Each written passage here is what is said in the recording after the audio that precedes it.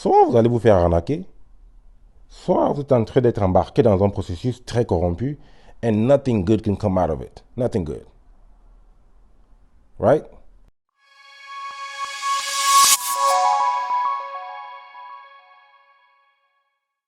La bienvenue sur notre chaîne Agora Business Group. Nous accusons, n'est-ce pas, ce petit moment de latence sur la chaîne, faute de l'actualité sociopolitique très triste et déplorable en cours actuellement au Cameroun. En ce sujet, nous ne faisons pas de commentaires à part que nous faisons totalement confiance au système judiciaire camerounais. Alors, pour ceux qui nous découvrent, nous sommes sur Agora Business Group. Ici, on parle d'entrepreneuriat, spécifiquement des marchés publics et les différents processus de financement et d'apport des capitaux dans divers projets que vous pouvez avoir. Ceci étant dit, nous allons réemboîter le pas, n'est-ce pas, avec quelques commentaires sur 2 ou 3 interactions que j'ai eues avec des Camerounais de la diaspora et certains Camerounais locaux déjà très actifs dans le milieu de l'entrepreneuriat au Cameroun.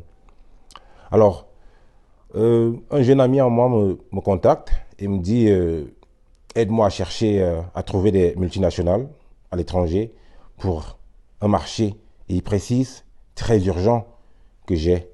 Alors moi, je suis tout de suite. Sauf que sa formulation, elle est très fausse. Parce que il ne comprend pas du tout le processus d'acquisition des marchés au Cameroun, malgré qu'il soit déjà actif dans le milieu des marchés au Cameroun. Et c'est très, it's very questionable. It's very questionable that somebody who's already involved in, bidding government public contracts doesn't even understand the process of acquiring these contracts. Right? Alors, la deuxième personne qui me contacte, c'est un très bel ami à moi de la diaspora, quelqu'un qui est très bien installé socialement, professionnellement et économiquement dans la diaspora, retourne au Cameroun pour investir. Et il me rappelle en me disant que certaines élites politiques de sa région l'ont contacté lui disant on a des marchés de 30, 40, 50 millions, il faut venir les faire. So, listen, you being set up to either be scammed or you being enrolled in a very corrupting process, right? Soit vous allez vous faire arnaquer, soit vous êtes en train d'être embarqué dans un processus très corrompu and nothing good can come out of it. Nothing good. Right? Et voilà les mêmes personnes de la diaspora que vous allez retrouver demain à l'étranger qui vont vous dire n'allez pas investir au Cameroun, c'est trop corrompu. C'est trop corrompu parce que vous ne vous éduquez pas dans un domaine spécifique sur les régulations, sur les processus, etc. Alors, dans l'ossature de cette vidéo, nous allons développer ces deux points avec des commentaires pour pouvoir édifier encore plus sur le milieu de l'entrepreneuriat, spécifiquement des marchés publics au Cameroun. Alors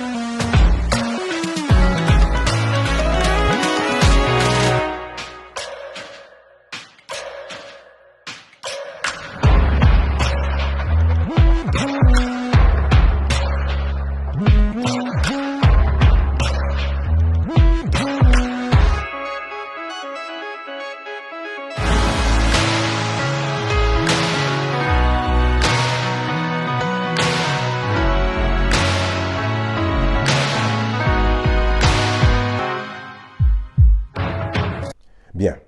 Dans le premier cas de figure, c'est un ami qui m'appelle, il est au Cameroun et me dit « Aide-moi très urgemment à chercher des multinationales parce que j'ai sur la main un marché et c'est très imminent. » Donc moi, je suis tout dessus parce qu'il me dit « C'est très imminent et c'est urgent. » Alors lorsque je me renseigne bien, il m'envoie un appel d'offres international ouvert entre le gouvernement camerounais et la Banque africaine de développement.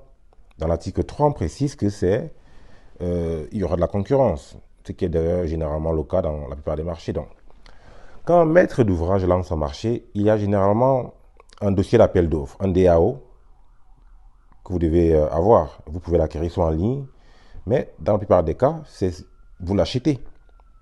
C'est à ce moment-là que vous devez vous entourer d'experts qui vont soit étudier le dossier pour vous dire si vous pouvez d'abord le soumissionner et le gagner, parce que c'est une chose, si vous pouvez également l'exécuter et le livrer.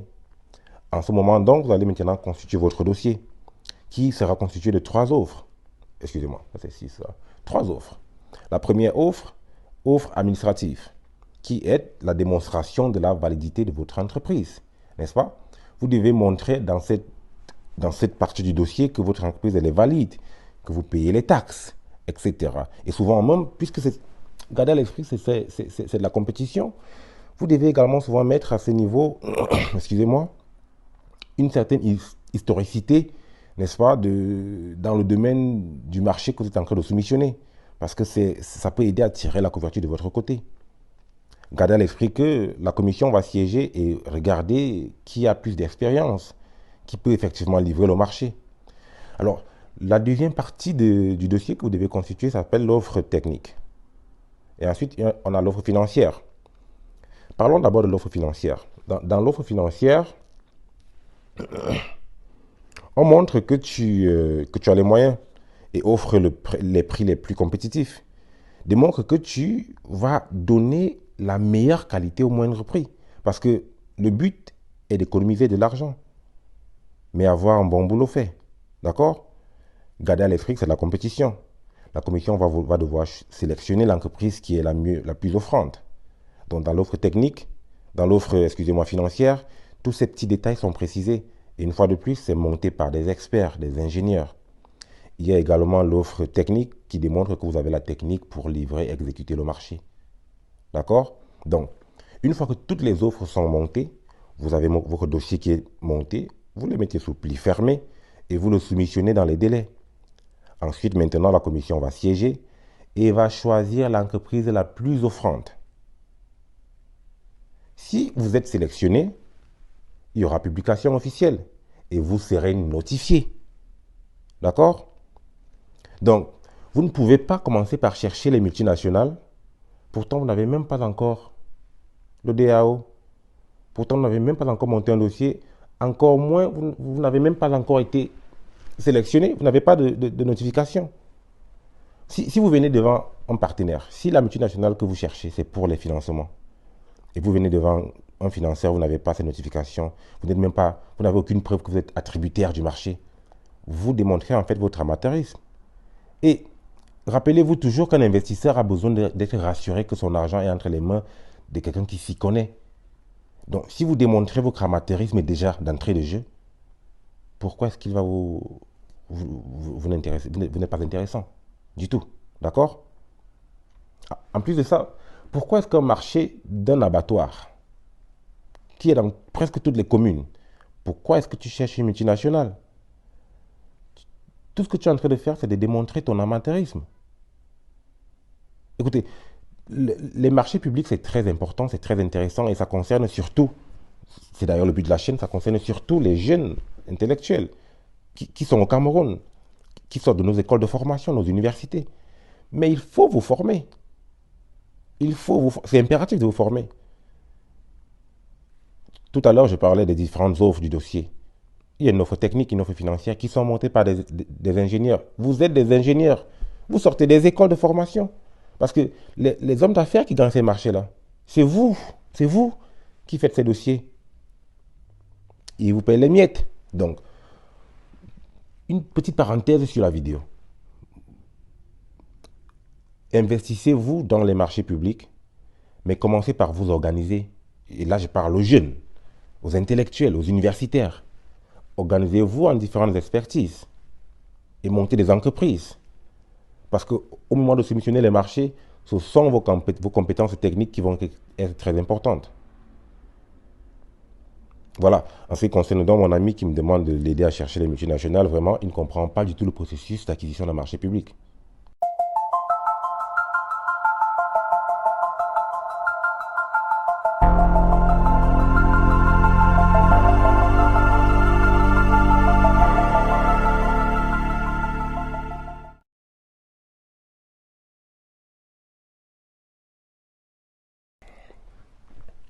Alors, le deuxième cas de figure est plutôt grave.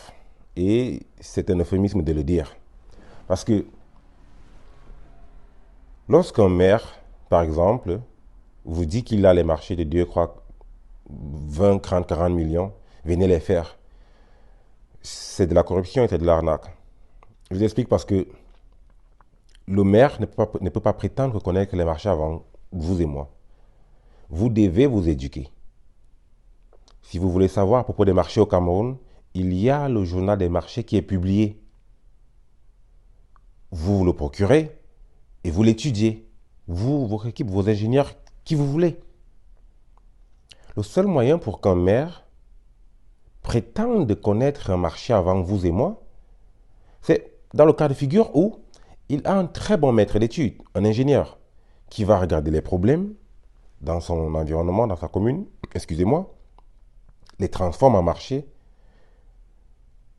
le préfet donne son accord, ça part au niveau central, et le ministère concerné les libère dans le cahier des marchés. Une fois de plus, on revient au journal des marchés. Ce n'est que comme ça, en fait, qu'un maire peut prétendre qu'il connaît un marché avant vous. Et même jusque-là, il ne peut pas vous promettre. Il ne devrait même pas vous promettre que vous aurez un marché. Ce n'est pas du gré à gré. À partir de 5 millions en montant, ce n'est pas du gré à gré. Ce sont des appels d'offres. Et dans l'appel d'offres, il y a compétition. Je sais que certaines personnes vont dire, ah, il est naïf, il y a la corruption, on peut, you know.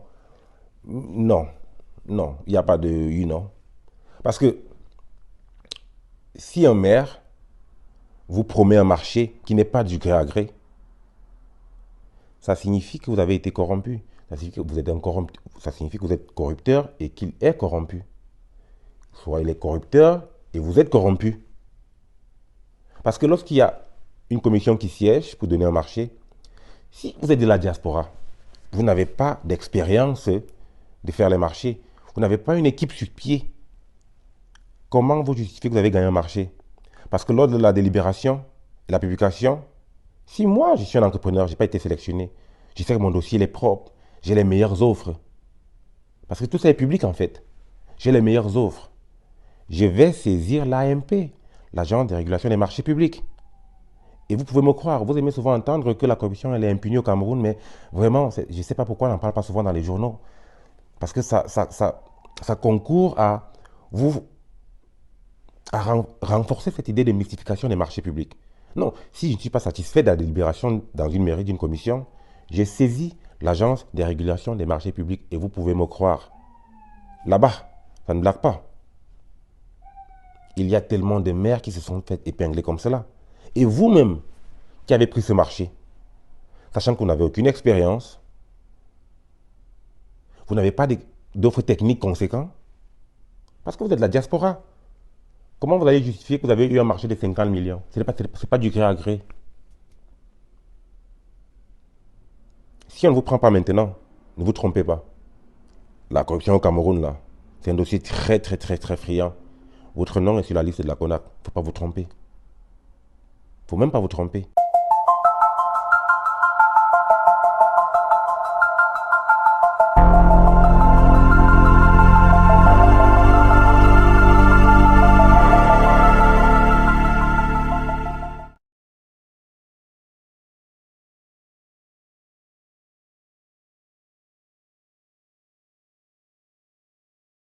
Les conséquences dans ce cas de figure ne sont pas très réjouissantes. Vous savez, vous courez le risque de vous faire ficher dans l'Agence de régulation des marchés publics. Vous courez le risque de ne plus jamais pouvoir prétendre un quelconque marché au Cameroun. Vous courez le risque d'être fiché à la CONAC. Et vous imaginez les conséquences juridiques là-bas, en fonction de si vous avez un établissement, dont une personne physique, ou une salle, dont une personne morale. Les conséquences, évitons de parler des conséquences et concentrons-nous sur le travail bien fait. Sans compter le risque, le dommage que vous causez au gouvernement, parce que on va devoir, si le produit final il est médiocre, on va devoir introduire les réparations de ce marché dans la prochaine année budgétaire. Vous voyez à quel niveau votre amateurisme et votre manque d'éducation dans le domaine des marchés publics peut plomber l'action de l'État. Donc, Ce qu'on va faire, c'est qu'on va donner un numéro WhatsApp. Vous pouvez nous contacter par ce numéro pour les consultations, pour ceux qui sont intéressés dans le milieu des marchés publics, que vous soyez de la diaspora intellectuelle ou bien la jeunesse intellectuelle locale au Cameroun, n'est-ce pas?